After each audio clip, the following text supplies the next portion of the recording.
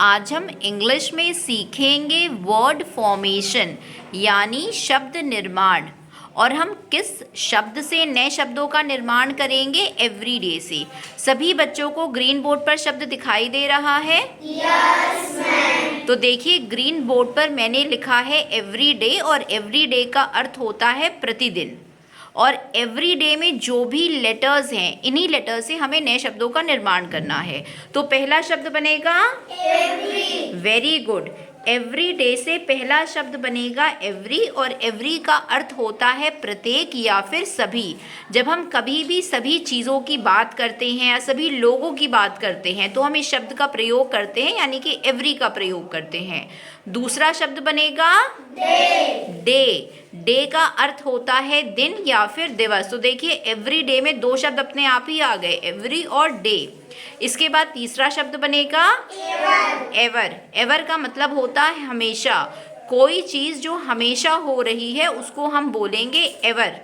ठीक है, तो इसका अर्थ हो गया हमेशा। चौथा शब्द बनेगा ईयर। ईयर। ईयर का मतलब होता है वर्ष या फिर साल, और इसकी स्पेलिंग क्या होगी? YEAR, और प्रोनाउंसिएशन होगा ईयर।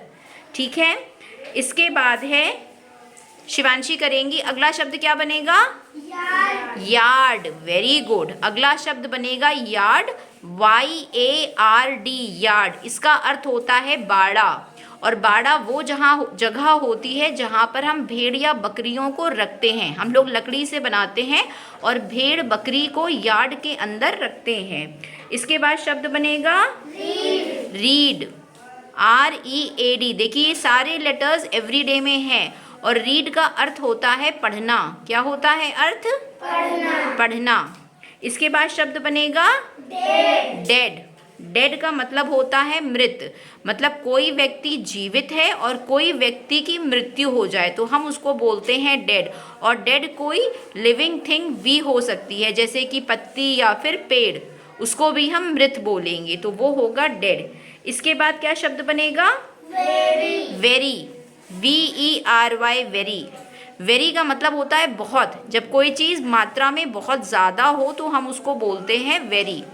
इसके बाद करेंगे दीपेश। इसके बाद क्या शब्द बनेगा? Dear. Dear, DEAR, dear. Dear का मतलब होता है प्रिय। कोई व्यक्ति जो हमें बहुत ज़्यादा पसंद हो उसको हम बोलते हैं डियर। जैसे आप अपने फ्रेंड को लिखते हो डियर अदिति, डियर राज, इस तरह से हम लोग करके लिखते हैं। इसके बाद क्या शब्द बनेगा? रेडी। रेडी। रेडी का मतलब तैयार, READY, रेडी। जब हम किसी चीज़ के लिए तैयार हो जाते, जैसे दौड़ हो गई, हम तैयार हुए तो हमने बोला रेडी। या पढ़ाई के लिए या किसी चीज़ के लिए भी हम तैयार हुए तो हम उसको बोलते हैं हम रेडी हो गए हैं। इसके बाद क्या शब्द बनेगा? Dare. Dare. Very good. DARE, dare. Dare का मतलब होता है साहस करना। जब हमारे अंदर किसी चीज़ को करने का साहस आ जाए या फिर हिम्मत आ जाए तो हम उसको कहते हैं डेयर करना। ठीक है, तो साहस करना। इसके बाद क्या शब्द बनेगा? वेरी। वेरी। ऊपर की तरफ लिख दीजिए, हाँ यहीं पे लिखिए very, VARY, VARY, very. Very का मतलब होता है भिन्न। जब कोई चीज़ अलग हो एक दूसरे से, ठीक है, तो उसको हम बोलते हैं वेरी करना, यानी कि भिन्न होना। और देखिए, वेरी में और वेरी में अंतर है। तो सभी लोग सब बच्चों के लिए क्लैप करिए।